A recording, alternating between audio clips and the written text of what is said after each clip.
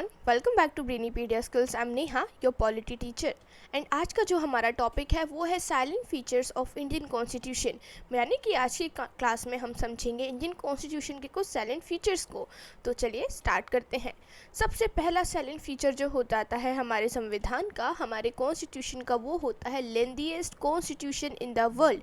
इसका मतलब है कि पूरे ही दुनिया में जितने भी देशों के संविधान हैं, जितने भी देशों में कॉन्स्टिट्यूशंस लिखे गए हैं, उन सभी में हमारे देश का जो संविधान कॉन्स्टिट्यूशन है वो सबसे लेंथीएस्ट यानी कि सबसे लंबा है। The Indian constitution is the longest in the world. हमारा इंडिया का जो कॉन्स्टिट्यूशन, जो संविधान है, पूरे विश्व में सबसे लंबा है। It has 448 articles divided into 20 parts. It also includes 12 schedules and many amendments. अब हमारा जो भारतीय संविधान है इसमें आपको 448 आर्टिकल्स देखने को मिल जाते हैं, 25 पार्ट्स देखने को मिलते हैं, साथ ही साथ 12 शेड्यूल्स देखने को मिल जाते हैं, और इन सभी के अलावा कई सारे अमेंडमेंट्स जो हैं हमारे संविधान में समय के अनुसार देखने को मिलते हैं। अब अमेंडमेंट्स का मतलब होता है बदलाव करना, या तो किसी नई चीज़ को हमारे संविधान में ऐड करना, या तो फिर किसी पुरानी चीज़ को, किसी पुराने प्रोविजन को, फॉर एग्जांपल किसी आर्टिकल को, किसी पार्ट को, किसी शेड्यूल को हमारे संविधान से बाहर निकालना, या फिर किसी नए आर्टिकल को, किसी नए पार्ट को, या फिर किसी नए शेड्यूल को हमारे संविधान में ऐड करना। तो इसका मतलब होता है अमेंडमेंट करना। तो हमारा जो संविधान है इसमें आपको कई सारे अमेंडमेंट्स जो हैं शुरुआत से लेके आज तक देखने को मिले हैं, और फ्यूचर में भी हमें बहुत सारे नए अमेंडमेंट्स यानी कि नए बदलाव अपने संविधान में देखने को मिल सकते हैं। तो ये बात तो हो गई पहले साइलेंट फीचर की, जो कि है lengthiest constitution of the world, यानी कि भारत का जो संविधान है ये पूरे विश्व में सबसे लंबा और सबसे बड़ा संविधान है। इसके अलावा ये लेंथीएस्ट रिटन कॉन्स्टिट्यूशन के नाम से भी जाना जाता है, क्योंकि लिखा हुआ भी सबसे लंबा संविधान यदि कोई है तो वो भी सिर्फ हमारा ही है। तो ये तो बात हो गई लेंथीएस्ट कॉन्स्टिट्यूशन की। चलिए नेक्स्ट डिस्कस करते हैं आगे। This length is due to, भाई इतनी बड़ी लेंथ, इतनी सारी चीज़ें हमें अपने संविधान में क्यों देखने को मिलती हैं, इतने सारे आर्टिकल्स, इतने सारे पार्ट्स, इतने सारे स्केड्यूल्स, और इन चीज़ों के अलावा समय समय पर अमेंडमेंट्स यानी कि बदलाव भी देखने को मिलते हैं। तो ये सारी चीज़ें क्यों हैं, चलिए समझते हैं। The countries diversity in culture, language and religion requiring specific provisions. भाई हमारे जो देश है इसमें आपको बहुत ज़्यादा डाइवर्सिटी यानी कि बहुत सारी विभिन्नता देखने को मिलती है। कई सारे कल्चर देखने को मिल जाते हैं, बहुत सारी भाषाएं देखने को मिलती हैं, कई सारे रिलीजन के लोग एक साथ मिलकर हमारे देश में रहते हैं, और इन सभी particular group of people culture को, रिलीजन को, लैंग्वेज को कंजर्वेशन प्रदान करने के लिए और सभी को इक्वल ट्रीटमेंट प्रदान करने के लिए हमारे संविधान को इतना डिटेल्ड और इतना डिस्क्रिप्टिव बनाया गया कि कहीं से भी किसी भी ग्रुप ऑफ पीपल, किसी भी कम्युनिटी, किसी भी रिलीजन या फिर किसी भी कल्चर को ठेस ना पहुंचाई जाए। सभी को साथ में मिलके यहाँ पे कार्य किए जाएं और सभी को साथ में लेके यहाँ पे आगे बढ़ा जाए। तो इन सारी ही चीज़ों का ध्यान रखने के लिए हमारे संविधान को इतना डिटेल्ड और इतना डिस्क्रिप्टिव बनाया गया। Borrowed provisions from other countries constitution. इसके अलावा भाई हमारे देश में कई सारे प्रोविजंस, कई सारे आर्टिकल्स आपको ऐसे देखने को मिलेंगे, कई सारे पार्ट्स ऐसे देखने को मिलेंगे जिन्हें हमने दूसरे देशों से बोरो किया है, यानी कि दूसरे देशों में वो आर्टिकल्स, वो बोलना चाहिए पार्ट्स ऑलरेडी प्रिवेल करते थे, और हमारे जो कॉन्स्टिट्यूशन मेकर्स थे उन्होंने यहाँ पे उन देशों को फॉलो करते हुए उस पर्टिकुलर प्रोविजंस को हमारे संविधान में भी ऐड किया। जब हमारा संविधान यहाँ पे फॉर्म हो रहा था, कॉन्स्टिट्यूएंट असेंबली जो थी संविधान की फ्रेमिंग कर रही थी, उस समय कॉन्स्टिट्यूएंट असेंबली के जो मेंबर्स थे उन्होंने अलग अलग कंट्रीज़ में, अलग अलग देशों में ट्रैवल किया, वहाँ के कॉन्स्टिट्यूशंस को समझा, वहाँ के कॉन्स्टिट्यूशन को एनालाइज किया। सभी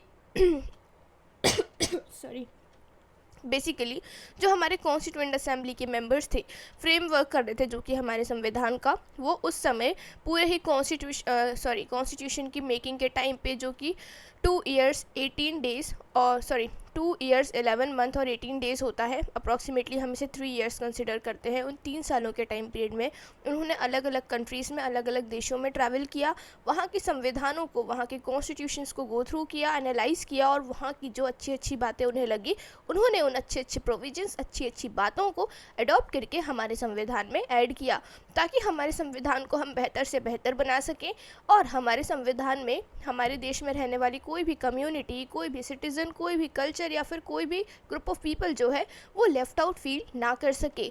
तो इसीलिए हमारा जो संविधान है आपको इतना डिटेल्ड, इतना डिस्क्रिप्टिव देखने को मिल जाता है, और इसी डिटेल और डिस्क्रिप्शन के कारण हमारा संविधान जो है, हमारा कॉन्स्टिट्यूशन जो है, वर्ल्ड का, पूरे विश्व का सबसे बड़ा सबसे बड़ा और सबसे लंबा कॉन्स्टिट्यूशन जो है कहलाता है। तो आई रियली होप कि ये सारी ही बातें आपको यहाँ पे समझ में आई। चलिए नेक्स्ट है blend of rigidity and flexibility. The Indian Constitution is unique because it is neither too rigid nor too flexible. अब भाई हमारा जो संविधान है ये रिजिडिटी और फ्लेक्सिबिलिटी दोनों का ही मिक्सचर देखने को मिल जाता है। मिक्सचर किस प्रकार से, चलिए देखते हैं। अब देखिए यहाँ पे रिजिडिटी का मतलब होता है कठोर होना, मतलब ना तो हमारा संविधान ज़्यादा कठोर है और ना ही ज़्यादा फ्लेक्सिबल यानी कि ज़्यादा इजीली चेंज होने वाला है। दोनों का ही मिक्सचर यहाँ देखने को मिलता है। किस प्रकार से, चलिए देखते हैं। रिजिड की यदि मैं बात करूँ, some parts require a special majority and approval of half the states to amend. भाई कई जो ऐसी चीज़ें हो जाती हैं, हमारे संविधान के कुछ पार्ट्स ऐसे होते हैं जिसमें यदि आपको बदलाव करना है, बेसिकली संविधान में जो भी चेंजेस होते हैं वो पार्लियामेंट ऑफ इंडिया के द्वारा कराए जाते हैं। अगर हमारे सांसद को, हमारे पार्लियामेंट को कुछ पार्ट्स में बदलाव करना है, फॉर एग्जांपल फेडरल स्ट्रक्चर। अब जो फेडरल स्ट्रक्चर होता है वो होता है division of power between state and union. अब उस फेडरल स्ट्रक्चर में यदि पार्लियामेंट चाहे कि हम यूनियन गवर्नमेंट की पावर्स को और ज़्यादा बढ़ा दें और स्टेट गवर्नमेंट की पावर को और ज़्यादा कम कर दें, ताकि पूरी कंट्री पे, पूरी ही टेरिटरी ऑफ इंडिया पे, यहाँ पे हमारी जो यूनियन गवर्नमेंट है वो बेटर तरीके से कंट्रोल कर सके, तो उस कंडीशन में सिंपल मेजॉरिटी से पार्लियामेंट उस चीज़ को पास नहीं कर सकता। उस कंडीशन में पार्लियामेंट को लगेगी स्पेशल मेजॉरिटी और आधे से ज़्यादा राज्यों की परमिशन, मतलब अगर 28 स्टेट्स हैं तो 15 स्टेट्स जो हैं उस चीज़ के लिए अग्री करने चाहिए कि भाई आप जो आपके यूनियन गवर्नमेंट है, केंद्र सरकार है, उसकी पावर्स को आप बढ़ा सकते हैं, फेडरल स्ट्रक्चर में आप बदलाव कर सकते हैं। देन तब जाके ये पूरा ही जो बिल होगा ये पास होगा और अमेंडमेंट एक्ट बनेगा। मतलब कहने का ये है कि यदि फेडरल स्ट्रक्चर में किसी भी प्रकार का बदलाव सरकार करना चाहती है, पार्लियामेंट करना चाहता है, देन उस कंडीशन में पहले तो उन्हें स्पेशल मेजॉरिटी चाहिए होगी कि पार्लियामेंट में आप हमें स्पेशल मेजॉरिटी ला के दीजिए। फिर स्पेशल मेजॉरिटी के बाद, चलिए स्पेशल मेजॉरिटी आपको मिल चुकी है, उसके बाद आपको राज्यों से भी परमिशन लेनी पड़ेगी फेडरल स्ट्रक्चर में बदलाव करने के लिए, क्योंकि हमारे यहाँ के जो राज्य होते हैं, जो स्टेट्स होते हैं, वो भी फेडरल स्ट्रक्चर का हिस्सा होते हैं। तो अगर आपको यहाँ पे फेडरल स्ट्रक्चर में बदलाव करना है तो आधे से ज़्यादा राज्य जो होंगे वो अगर आपको सपोर्ट करेंगे तो ही उस कंडीशन में आप फेडरल स्ट्रक्चर में बदलाव कर सकते हैं। तो ये तो बात हो गई एक रिजिडिटी की कि भाई ये जो चीज़ है ना, इसे आप नहीं बदल सकते कि स्पेशल मेजॉरिटी नहीं, हम तो सिंपल मेजॉरिटी से पास करवा लेंगे, राज्यों से उनका ओपिनियन नहीं लेंगे। ये कुछ ऐसे पार्ट्स होते हैं, ये कुछ ऐसे प्रोविजंस होते हैं जिनमें आप बदलाव नहीं कर सकते। ये जैसे हैं ये वैसे ही रहेंगे, आप इनमें छेड़खानी नहीं कर सकते। अब बात करूं फ्लेक्सिबल की, तो भाई संविधान में कुछ प्रोविजंस ऐसे भी देखने को मिलते हैं जिसमें हम फ्लेक्सिबिलिटी के साथ काम कर सकते हैं, मतलब जिसमें आप बदलाव ला सकते हैं। कैसे? Other parts can be amended bye a simple majority in parliament, for example citizenship law. अब देखिए भाई कई सारे पार्ट्स ऐसे होते हैं हमारे संविधान के, जैसे कि फंडामेंटल राइट्स हुआ, फंडामेंटल ड्यूटीज़ हुई या फिर सिटीजनशिप हुई। इन चीज़ों में आप आसानी से सिंपल मेजॉरिटी के साथ जो है बदलाव वो ला सकते हैं। लेकिन यहाँ पे फिर एक बात बोली जाती है कि हमारा जो कॉन्स्टिट्यूशन है उसका बेसिक स्ट्रक्चर जो है वो अफेक्ट नहीं होना चाहिए जब भी आप बदलाव करते हैं, जब भी आप अमेंडमेंट करते हैं। ये बात केशवानंद भारती केस के दौरान यहाँ पे हमारे सुप्रीम कोर्ट ने कही थी। उनके वर्डिक्ट में ये चीज़ मेंशन थी कि आप यदि बदलाव कर रहे हैं, आप यदि अमेंडमेंट्स कर रहे हैं, तो उस कंडीशन में आप ऐसा कोई भी अमेंडमेंट नहीं करेंगे, ऐसा कोई भी बदलाव नहीं करेंगे जिससे हमारे संविधान का बेसिक स्ट्रक्चर जो है वो अफेक्ट हो। अब देखिए रिजिडिटी कैसे हुई कि भाई कुछ पार्ट्स ऐसे हैं हमारे संविधान में जिसमें आप बदलाव नहीं कर सकते, और अगर आप बदलाव करेंगे तो आपको एक पर्टिकुलर स्ट्रक्चर जो है उसे फॉलो करना पड़ेगा, और उस प्रोसीजर में आप कुछ भी बदलाव, कोई भी चेंज नहीं ला सकते। फ्लेक्सिबिलिटी की यदि मैं बात करूं तो कुछ पार्ट्स ऐसे होते हैं, कुछ प्रोविजंस ऐसे होते हैं जिसमें आप आसानी से सिंपल मेजॉरिटी के साथ बदलाव ला सकते हैं, जैसे कि हमारा सिटीजनशिप लॉ। अब ये जो सिटीजनशिप लॉ है इसके लिए एक अमेंडमेंट एक्ट आया था कुछ समय पहले, जो कि काफ़ी एक बोलना चाहिए कंट्रोवर्शियल अमेंडमेंट रहा था। आप मुझे कमेंट सेक्शन में बताएंगे कि वो अमेंडमेंट एक्ट कौन सा था। भाई यहाँ पे आप मुझे प्लीज़ बताइएगा कि यहाँ पे सिटीजनशिप के रिगार्डिंग पिछले कुछ सालों में एक बहुत ही कंट्रोवर्शियल, एक बहुत ही फेमस जो है अमेंडमेंट एक्ट आया था, आप मुझे बताएंगे, जिसे पहले CAB के नाम से जाना जाता था, फिर उसके बाद CAA बन गया, यानी कि अमेंडमेंट एक्ट बन गया। तो आप मुझे बताएंगे कि वो CAA कौन सा था और उसका क्या नाम था। चलिए, third one is parliamentary system. अब तीसरा साइलेंट फीचर जो हमें देखने को मिलता है अपने संविधान का, वो है पार्लियामेंट्री सिस्टम। कैसे, चलिए समझते हैं। India follows the parliamentary form of government, meaning the president is the nominal head just for representation. भाई पार्लियामेंट्री सिस्टम का मतलब होता है मेजरली कि हमारे जो नॉमिनल हेड होंगे, हेड ऑफ द गवर्नमेंट होंगे, वो यहाँ पे राष्ट्रपति not head of the government but head of the state होंगे, वो यहाँ पे हमें राष्ट्रपति देखने को मिलेंगे। पर ये जो हेड होते हैं ना, ये सिर्फ और सिर्फ रिप्रेजेंटेशन के लिए होते हैं। हमारे देश में, हमारे संविधान में जो एक्चुअल पावर होती है, एग्जीक्यूटिव की जो पावर होती है, लेजिस्लेचर की जो पावर होती है, वो हमें प्रधानमंत्री यानी कि PM के पास देखने को मिल जाती है।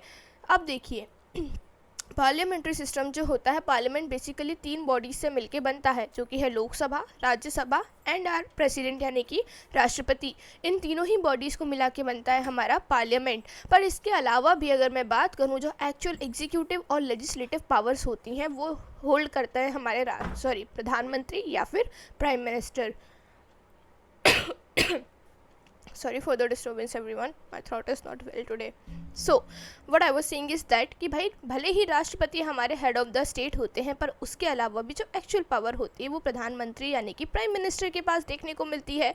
अब इसके अलावा पार्लियामेंट्री सिस्टम में एक इंटरेस्टिंग चीज़ ये भी हो जाती है देखने के लिए कि पार्लियामेंट्री सिस्टम में यदि कोई बिल इंट्रोड्यूस कराया जा रहा है, कोई भी अमेंडमेंट इंट्रोड्यूस कराया जा रहा है, या फिर कोई और बिल जो है वो पेश किया जा रहा है किसी बदलाव को लेके, किसी नियम नीति को लेके, किसी नए लॉ को लेके, तो वो बिल यहाँ पे अमेंडमेंट एक्ट तब तक नहीं बनेगा जब तक हमारे राष्ट्रपति उसमें अपना एसेंट नहीं देते। मतलब कि जैसे कि बिल का एक पूरा ऑफिशियल डॉक्यूमेंट है, उस डॉक्यूमेंट पे जब तक हमारे राष्ट्रपति सर या मैम, अभी तो फिलहाल राष्ट्रपति मैम है द्रौपदी मुर्मू जी, तो जब तक वो यहाँ पे साइन नहीं करती, जब तक वो यहाँ पे अपनी परमिशन नहीं देती, हम उस बिल को एक्ट नहीं बना सकते और उसे देश भर में इम्प्लीमेंट नहीं करा सकते।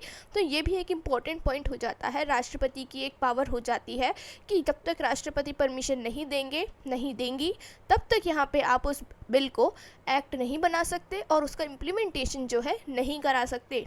लेकिन अब यहाँ पे कुछ और पावर्स भी देखने को मिलती हैं राष्ट्रपति की, जो कि राष्ट्रपति वाली क्लास में, प्रेसिडेंट वाली क्लास में हमने ऑलरेडी डिस्कस किया हुआ है। If you want to learn more about the president of India, you can definitely go through the class of president of India by me, और the video is available on the channel. You can just go to my playlist and आप सारे ही videos आसानी से ढूंढ के वहाँ पर go through कर सकते हैं। तो ये बात तो पार्लियामेंट्री सिस्टम की हो गई। Then the real power lies with the council of ministers led by prime minister, जो कि मैं आपको अभी ही बोल रही थी कि यहाँ पे जो रियल पावर होती है ना, वो प्रधानमंत्री के पास होती है। हालांकि इनके जो काउंसिल ऑफ मिनिस्टर्स होते हैं, कुछ पावर्स उनके पास भी होती है, लेकिन सबसे ज़्यादा पावर्स, सबसे ज़्यादा शक्तियाँ अगर किसी के पास होती हैं तो वो होते हैं हमारे प्रधानमंत्री।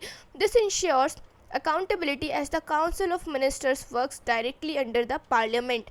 अब यहाँ पे ना हमें एक प्रकार की अकाउंटेबिलिटी देखने को मिल जाती है, क्योंकि जो हमारे काउंसिल ऑफ मिनिस्टर्स होते हैं वो पार्लियामेंट के अंडर ही कार्य करते हैं। पार्लियामेंट के दायरे से बाहर निकल के हमारे council of ministers decision making नहीं कर सकते और ना ही किसी प्रकार के फंक्शंस को, पावर्स को परफॉर्म कर सकते हैं। तो एक प्रकार की अकाउंटेबिलिटी, एक प्रकार का भरोसा हमें देखने को मिलता है कि जो काउंसिल ऑफ मिनिस्टर्स हैं वो जो भी डिसीजन मेकिंग करेंगे, जो भी कार्य करेंगे, वो हमारे संविधान के हित में होगा और संविधान के अकॉर्डिंग ही होगा। अब next one is federal system with a unitary बायस। अब भाई हमारे देश में हमें फेडरल सिस्टम भी तो देखने को मिल जाता है, फेडरलिज्म भी देखने को मिल जाता है, लेकिन यहाँ पे जो यूनियन गवर्नमेंट होती है ना, उनके पास हमें ज़्यादा पावर यानी कि ज़्यादा शक्तियाँ जो हैं वो देखने को मिलती हैं। किस प्रकार से ज़्यादा शक्तियाँ, चलिए देखते हैं। The constitution divides powers between the centre and the state. भाई हमारे संविधान में जो शक्तियाँ होती हैं वो सेंट्रल गवर्नमेंट और स्टेट गवर्नमेंट दोनों के ही बीच में डिवाइड की जाती हैं। लेकिन इसके अलावा अगर मैं बात करूं कि कभी कोई ऐसा मौका आ गया जब सेंट्रल गवर्नमेंट और स्टेट गवर्नमेंट दोनों ही डिसीजन मेकिंग करना चाहते हैं किसी टॉपिक पे, और यहाँ पे कॉन्फ्लिक्ट हो रहा है, डिस्प्यूट हो रहा है, बहसबाजी हो रही है, तो जो बोलना चाहिए ओपिनियन है वो यहाँ पे सेंट्रल गवर्नमेंट को यहाँ पे प्रायोरिटी दी जाएगी। सेंट्रल गवर्नमेंट का ओपिनियन जो है वो माना जाएगा, क्योंकि उनके पास ज़्यादा शक्तियाँ, ज़्यादा अथॉरिटी होती हैं। अब ये जो डिवीजन है कुछ इस प्रकार से किया जाता है कि हमारे देश में 3 प्रकार की लिस्ट बनाई जाती हैं। उन तीनों ही लिस्ट में ऐसे कामों को मेंशन किया जाता है जो काम सिर्फ बोलना चाहिए सेंट्रल गवर्नमेंट करेगी या जो काम सिर्फ राज्य सरकार यानी कि स्टेट गवर्नमेंट करेगी, और एक लिस्ट होती है जिसमें ऐसे काम ऐसे सब्जेक्ट मेंशन होते हैं जिसे हमारी राज्य सरकार और सेंट्रल गवर्नमेंट दोनों मिलके करेंगे। तो जी हाँ, मैं बात कर रही हूँ हमारी स्टेट लिस्ट, यूनियन लिस्ट और कंकरेंट लिस्ट की। अब जो हमारी यूनियन लिस्ट होती है इसमें वो सारे काम वो सारे सब्जेक्ट्स मेंशन होते हैं। देखिए नेक्स्ट स्लाइड पे, हाँ देखिए यहाँ पे विजिबल है। तो हमारी जो यूनियन लिस्ट होती है इसमें वो सब्जेक्ट्स होंगे जिसे यहाँ पे हमारी सेंट्रल गवर्नमेंट हैंडल करने वाली है। फॉर एग्जांपल डिफेंस हुआ, फॉरेन अफेयर्स हुए, इन पे जो भी डिसीजन मेकिंग होगी, जो भी कार्य किए जाएंगे वो हमारी केंद्र सरकार के द्वारा कराए जाएंगे। दूसरी होती है स्टेट लिस्ट, मतलब यहाँ पे जो भी सब्जेक्ट होंगे, फॉर एग्जाम्पल पुलिस हुई राज्य की या फिर राज्य का एग्रीकल्चर हुआ, इन चीज़ों पर जो डिसीजन मेकिंग होगी वो राज्य सरकार खुद कर लेगी। फिर होती है तीसरी कंकरेंट लिस्ट जो कि होती है एजुकेशन यानी कि शिक्षा। अब ये जो शिक्षा होती है इसमें हमारी राज्य सरकार और केंद्र सरकार दोनों मिलके आपस में कार्य करेंगे। अब मान लीजिए एजुकेशन यानी शिक्षा के क्षेत्र में कोई नई पॉलिसी इंप्लीमेंट कराने की बात की जा रही है और यूनियन गवर्नमेंट का पॉइंट ऑफ व्यू यहाँ पे कुछ अलग है और स्टेट गवर्नमेंट का पॉइंट ऑफ व्यू कुछ अलग है, देन उस कंडीशन में होगा कॉन्फ्लिक्ट, और कॉन्फ्लिक्ट में जीतेगा कौन? यहाँ पे यूनियन गवर्नमेंट। तो यही कहने का मतलब है यहाँ पे कि फेडरल सिस्टम तो है बट इट इज़ यूनिटरी बायस, मतलब यहाँ पे जो यूनियन गवर्नमेंट है उन्हें ज़्यादा शक्तियाँ, ज़्यादा पावर्स जो हैं वो प्रदान की जाती हैं। अब देखिए, however during emergencies the constitution allows the center to control everything giving it unitary bias। अब भाई इमरजेंसी की कंडीशन में कभी कोई आपातकालीन समस्या आ जाती है तो उस समय ऑटोमेटिकली सारे राज्यों की पूरे ही जो इंडिया की टेरिटरी होती है, इंडिया का क्षेत्र होता है, उस पूरे ही क्षेत्र के कंट्रोल, पूरे ही क्षेत्र की जो पावर होती है ऑटोमेटिकली यहाँ पे सेंट्रल गवर्नमेंट यानी यूनियन गवर्नमेंट के पास चली जाती है। उस समय राज्य सरकार जो होते हैं उन्हें यहाँ पे सेंट्रल गवर्नमेंट के सभी इंस्ट्रक्शंस को मानना पड़ता है, फॉलो करना पड़ता है, क्योंकि ये बात हमारे संविधान में मेंशन है। चलिए, fifth one is fundamental rights. अब देखिए भाई, the constitution provides fundamental rights to every citizen which protects individual freedom. भाई हमारा जो संविधान है ये हमारे देश के हर नागरिक को, हर सिटीजन को फंडामेंटल राइट जो है वो प्रदान करते हैं। जैसे कि for example right to equality हुआ, freedom against exploitation right against exploitation हुआ। इसके अलावा और भी कई सारे फंडामेंटल राइट्स हमें अपने संविधान में देखने को मिल जाते हैं, right to constitutional remedies etcetera.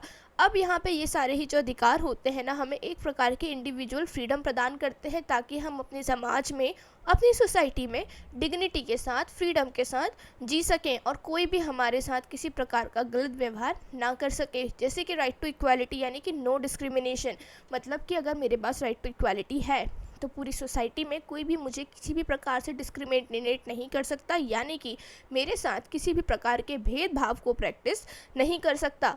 तो इन्हीं चीज़ों को इंश्योर करने के लिए हमारा जो संविधान है हमें फंडामेंटल राइट्स प्रदान करता है। राइट टू फ्रीडम, जैसे कि यहाँ पे हमारे फंडामेंटल राइट्स विजिबल हैं।